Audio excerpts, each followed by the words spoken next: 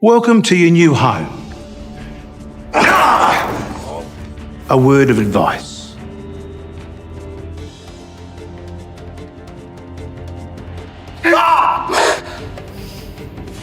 I can be easy to get along with, or I can be your worst nightmare. I say jump. You say, how high?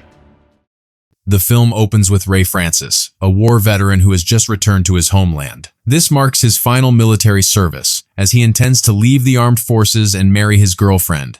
Meanwhile, a lovely woman named Kelly is enjoying her time in a city park. Shortly thereafter, Ray surprises her by appearing unexpectedly from behind. It is revealed that Kelly is his girlfriend, and she is overjoyed to see him, especially since he had mentioned he would return the following week. Without delay, Ray presents her with an engagement ring and proposes.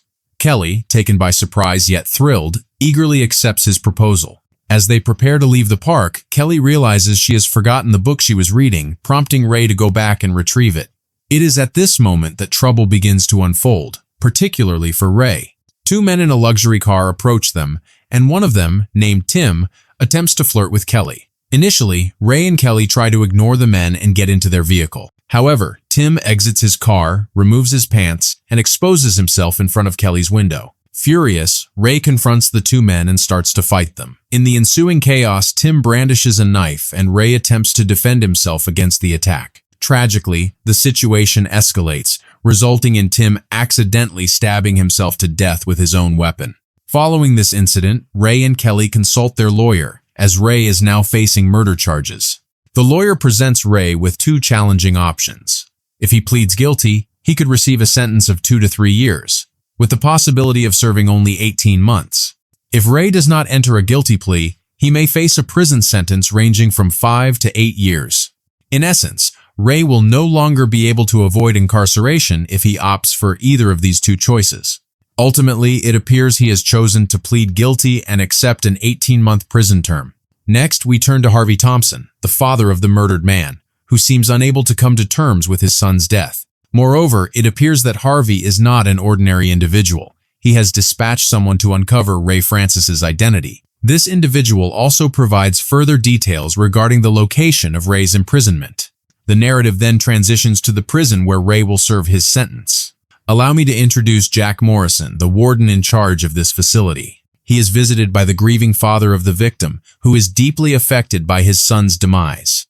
Harvey implores Jack to ensure that Ray remains incarcerated indefinitely.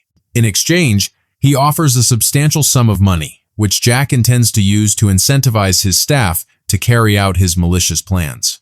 The day has finally come for the inmates to commence their sentences. One of the guards, named Rico, is welcoming the new arrivals. At this point, Ray and several other inmates are instructed to disrobe for a security screening. Rico begins to harbor animosity towards Ray as he tries to defend a young man beside him who is being compelled to remove his underwear. From the very first day of his incarceration, Ray experiences physical aggression from Rico. Subsequently, Ray is escorted by a guard named Williams to meet Jack Morrison. It is disclosed that Ray has a military background, having served for 12 years, with 4 of those years spent in Iraq. He received a Medal of Bravery for his courageous actions during his time there. Currently, Jack is attempting to appear friendly, concealing his true intentions, and instructs the guard to keep an eye on Ray. Williams subsequently escorts Ray to his cell and begins to issue warnings. Within just a few days, Ray is greeted warmly by fellow inmates. A scuffle breaks out, but a group of inmates led by Mason comes to his aid. It seems a confrontation between the two factions is imminent, but Williams steps in and commands them to disperse. In prison, Ray is assigned to work in the library, where he meets David, a senior inmate who guides him on the organization of the books. As Ray heads back to his cell, he faces provocation from other inmates, yet he manages to maintain his composure. While reading a diary in his cell, Ray is unexpectedly confronted by Rico and his associates, who begin to search his room. Shortly thereafter, an old guard discovers a photograph of Ray's girlfriend. The situation escalates when Ray is forced to witness Rico licking the photo of his girlfriend, igniting a strong desire to retaliate against the old guard. However, he is restrained by the other 2 guards. Rico further incites Ray's anger by tearing the photograph. The names of the other two guards are Victor and Fox. Rico then commands Ray to remove his shirt and begins to intimidate him. The old guard, dissatisfied with merely hitting Ray, seeks to escalate the situation, but fortunately, Victor intervenes to stop him. While Ray is in the shower, he is again mistreated by another inmate. At this moment, a large inmate named Hammer takes notice of Ray's physique. Hammer then instructs Ray to crouch down so he can sharpen his weapon. In response, Ray delivers a friendly punch and pushes Hammer away. Rico subsequently appears and assaults Ray until he is taken back to Jack's room. Ray attempts to clarify that he was merely defending himself against the homosexual man. However, Jack appears indifferent to Ray's explanation. He asserts that it is customary for them to engage in such behavior there. As Ray persists in his argument, the guards beat him repeatedly. Victor intervenes, urging them to cease the assault on Ray, warning that he could be killed. During lunchtime, Ray encounters the inmate in the library, along with Jade, a young man who is only 18 years old. While conversing, Ray spots a convict with whom he had a confrontation at the start of his incarceration. Following this, he and David continue their discussion about their past in the library. At this juncture, it is revealed that David will not be released from prison, as 15 years prior, he and his brother committed a robbery of a money truck, resulting in the deaths of 2 security guards and a police officer. His brother also perished during the robbery, and the stolen money remains undiscovered, with only David aware of its location. During their dialogue, Rico unexpectedly enters the room and informs Ray that he has a visitor. The visitor, as mentioned by Rico, is his girlfriend. From a distance, Ray beams at her, as this marks Kelly's first visit. Regrettably, their conversation is brief, as Rico abruptly interrupts and instructs Ray to come in. Furthermore, Rico intentionally provokes Ray by suggesting he wishes to kiss his girlfriend. They make every effort to elicit an emotional response from Ray, but he remains unfazed, demonstrating his toughness. Afterward, Ray joins Mason and his gang for a game of cards. Due to Ray's resilient demeanor, Mason offers to provide him protection during his time in prison. Meanwhile, 18-year-old Jade is working out when he is harassed by the homosexual assailant who had previously attempted to assault Ray. Jade, still a young man, is nearly attacked with a dumbbell by this individual. Ray fortunately arrives to assist Jade. Immediately afterward, Williams intervenes to stop them. From the outset, Ray has faced significant pressure. Despite this, he manages to maintain his composure and focus. While cleaning the toilet, he is unexpectedly confronted by the man with whom he had previously fought. The man attempts to take revenge, but Ray easily overpowers him. As is customary, whenever Ray engages in a confrontation, Rico appears as if he is closely monitoring Ray's every action. This time, however, Jack joins him. Jack, having been bribed by Harvey and with his own agenda, wields a bat and strikes Ray from behind. The next day, the 3 bodyguards who were bribed by Jack convene, and Victor expresses his desire to withdraw from the situation. He also threatens to report the matter to their superiors.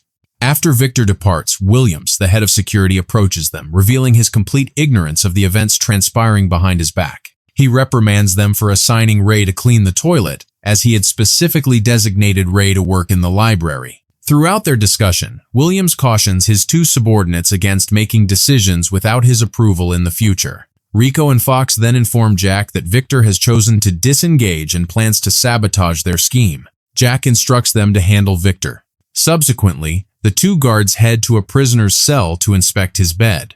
They discover a sharp weapon and exit after instructing the prisoner to kneel and apologize. When the convict is later assigned to clean the toilet, he is taken aback to find Victor's lifeless body. Shortly thereafter, Rico and Fox arrive, revealing that this was a calculated murder. They accuse the prisoner, who had been in possession of the sharp weapon, of being the murderer. During their leisure time, Ray sits with David and inquires about Mason. David asserts his dominance within the prison, claiming control over the drug syndicate and leading his own gang. Meanwhile, Mazen's group observes their discussion from a distance and approaches Ray and David. Mazan warns Ray to be cautious about the alliances he forms while incarcerated. This caution stems from the existence of a rival gang, distinct from Mazan's own. While Ray and David are showering, Mazan's group unexpectedly arrives and attacks a man who had previously confronted Ray in the restroom. This individual is revealed to be a member of Mazan's rival gang. After being accused of the man's murder, Ray rushes to confront the gang, insisting that he had no involvement in the crime. Ray successfully persuades the group that Mason's gang is responsible for the death of their member. The narrative then shifts to an 18-year-old named Jade, who is being mistreated by Hammer in a concealed room. As the lights go out, Hammer resumes sharpening his sword. Meanwhile, Ray's girlfriend returns for a second visit, but she faces unjust treatment from two malevolent guards. Kelly is compelled to disrobe to pass through the security checkpoint, having waited 2 weeks to see Ray, leaving her with no alternative. Ray, aware of her predicament, is furious but feels powerless to intervene. At the same time, Jade endures further abuse from Hammer and ultimately finds the resolve to retaliate. He stabs Hammer with a screwdriver in a moment of desperation. Subsequently, Ray is summoned to Mazan's cell, where Mazan expresses his fury over Ray's refusal to ally with him. While Ray is with David, Rico and Fox suddenly arrive to escort him to the workshop. It becomes evident that Mazan orchestrates both their actions. To protect Ray from harm, Jack warns Mazan that he will kill anyone close to Ray, including David and Kelly. Rico plans to harm Ray's hand, prompting Ray to lose his patience and retaliate against the two malicious guards. Consequently, Ray is confined to a dark cell. Williams approaches Jack's office to inquire why Jack instructed the guards to take Ray to the workshop. Jack, however, denies any involvement and asserts his authority as the prison's overseer. Meanwhile, Ray is treated inhumanely, leading him to the brink of insanity after several weeks in confinement. After enduring a prolonged sentence in isolation, he is finally permitted to leave the dark cell. At this point, he is escorted by a guard who has not been bribed by Jack. Williams attempts to understand from Ray the reasons behind his mistreatment by nearly everyone in the prison. Ray, however, remains silent, unwilling to place his trust in anyone within the facility. It is revealed that Williams is also a former soldier, sharing a similar background with Ray. Once Ray has regained his strength, Mazan still seeks revenge and instructs Jade to stab him. However, due to Jade's past support for Ray, she cannot bring herself to harm him. In retaliation for Jade's refusal, Mazan kills her, as she had become part of his group by that time. Upon learning of his friend's death, Ray can no longer contain his emotions and confronts Mazan's group in the yard. After swiftly defeating the bald man with 3 strikes, Ray condemns Mazan for murdering his own ally. This act earns Ray the backing of other inmates, leading him to challenge Mazan to a one-on-one fight. Jack is aware of the unfolding events, but instructs the guards to allow the duel to proceed. With his military training, Ray easily overpowers Mazan, ultimately strangling him to the brink of death. However, upon seeing David, Ray hesitates, as David shakes his head, signaling that Ray should spare Mazan's life. He subsequently released Mazan, but a knife unexpectedly struck Mazan's side. Seizing the moment, Mazan attempted to attack Ray from behind, only to be thwarted by David. Ultimately, Mazan was fatally stabbed by the leader of the opposing group. Following this, Williams escorted Ray into Jack Morrison's office, where Jack informed him that his prison sentence had been extended. In response, Ray unleashed a torrent of curses, successfully stirring Jack's emotions. Consequently, Jack disclosed that he had received a substantial sum to ensure Ray remained incarcerated.